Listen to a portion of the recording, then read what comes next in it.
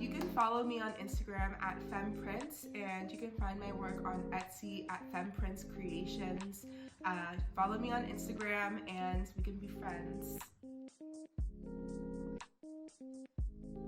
In music and theater and, you know, being my loud gay self on the stage because that's what my friends were doing, and I was like, this is cool. I'm tone deaf. That didn't work. It didn't last in college. I was, you know, freshly 21. I was in this printmaking class, and I actually didn't know this, but I have some people in my family who are also printmakers and artists, and I feel, you know, I feel their legacy through my hands, you know, making things and creating things. But I was going through a really hard time trying to understand I think really the start of my identity, and like also trying to find comfort in being in the body that I am now without wanting to change that or, you know, hate myself. And so a lot of my printmaking journey started with a lot of like self-reflection. So I am a huge like feminist theory nerd. I love reading Black feminist scholars. You know, I studied women and gender studies in college, and so I realized like I've gotten a lot of my inspiration about, you know, loving myself, about, you know, relationships, in which like translates to my work, from authors like and scholars like Audre Lorde, Bell Hooks, Patricia Hill Collins. I'm like absolutely obsessed with Adrienne Maree Brown, Mia Mingus, um, uh, and some other really phenomenal like people of color who are just talking about transformative justice and activism in a way that is rooted in healing. And so actually one of my most important pieces is kind of a triptych. This is one of them. It's the Bodies Like Ocean series, and that actually explores just fatness and queerness, and I have like it's a triptych of three bodies, and they really you know, explore the texture of bodies. But I got that inspiration from photographer Shug McDougall, from Shuglet on Instagram, and in exploring fat bodies in motion, queer bodies making love, and I just love the idea of bodies moving like ocean.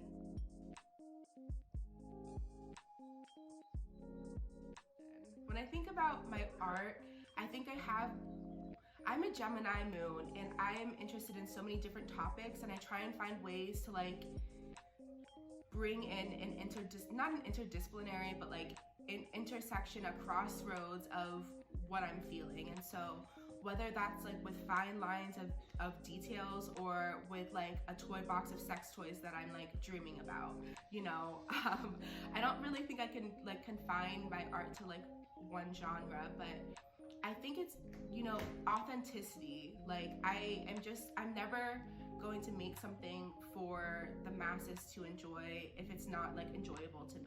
I have a lot of work that just celebrates, you know, the not what I would call the divine femme, because I think when people hear that term, they think, you know, woman, but I think about femme in its gender expansiveness, and I love that, and like robust bodies, and so I try and pull from like what I learn and what I just absorb about, you know, Black queer femmes and bodies from literature, and also from my own ancestors about, you know, just the power that my body actually has for being here as like a queer, Black, disabled, fat person in 2021.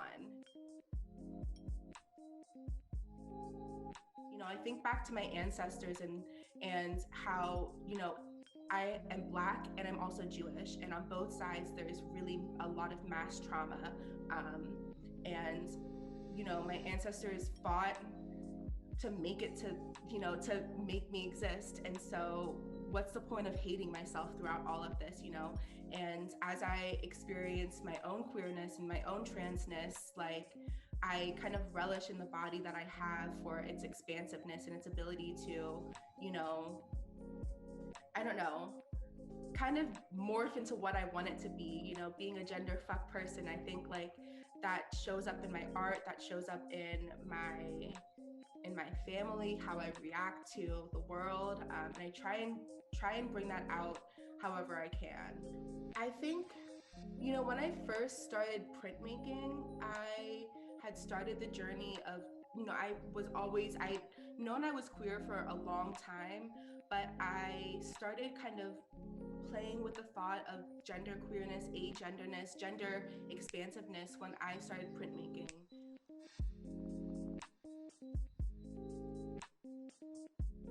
I want people to feel like an energy, a spiritual energy.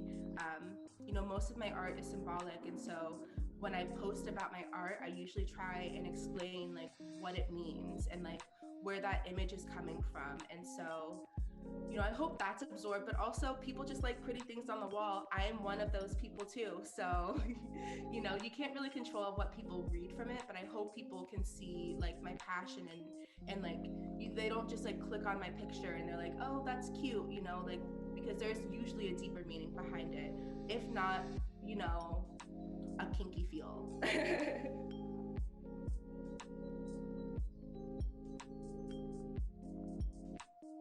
So one of the best ways that I've been able to integrate, how I view art for myself and art for my community is actually through my work at the Rape Crisis Center.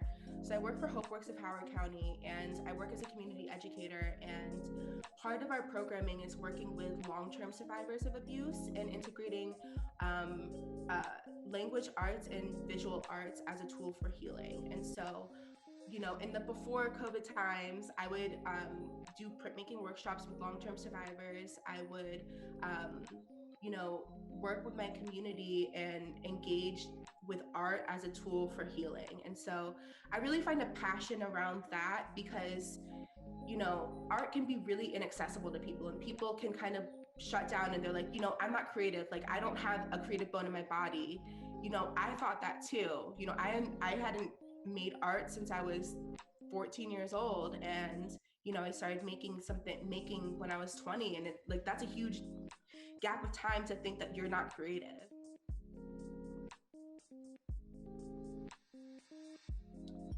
I want people to know that art is accessible, and that you don't have to be like, I don't know, this is gonna sound stupid, but like, don't should yourself with art and creating. Like, there's always gonna be space for you, and printmaking is a very white field. The art,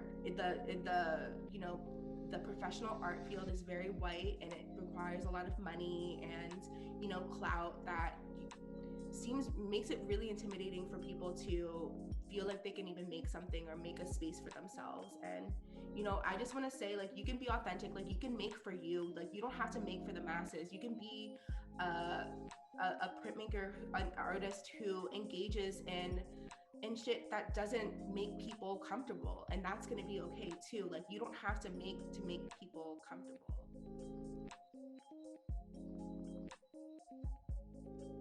I am just so honored, I don't think there's a lot of spaces that are specifically for queer and trans people of color, that is made by queer and trans people of color, that doesn't feel abusive. It doesn't feel like it's sucking you of your worth, sucking you of like your identity and just putting it on display. Like, this feels like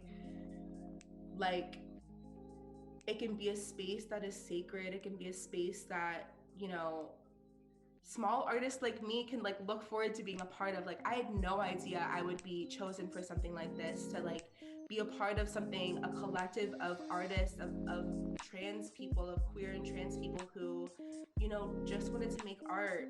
And I don't know, I think it gives me hope that like you can build community even if you're not in person too. Like, I've been following GC2B for a while. I got my first binder from y'all. Like, this is like coming home. Oh, my little soul needed all this. Let Thank me you. hug you.